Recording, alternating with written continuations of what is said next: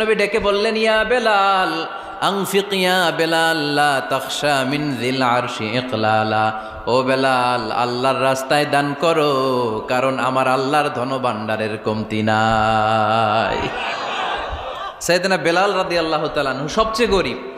শুনতেছেন? বুঝতেছেন? সবচেয়ে গরিব। ডাউন পার্টটা ঢাকার মতো একটা গার্মেন্ট ছিল, একটা কাপড়, এটা পেঁচায় আসতো, নামাজ পড়তো। গায়ে রাখার মতো কোনো জামা নাই, আর খাবার দাবার টাকা পয়সা বলতে নাই। ওই সাহাবীরে বিষ্ণু ইসলাম বললেন, আনফিক বেলাল, বেলাল তুমিও দান করো, তুমিও দাও, দানের হাতকে প্রশস্ত করে দাও। আনফিক ইবনা আদম উনফিক আলাইক, হে বানি আদম দাও, দিলে আমি তোমারে দেব।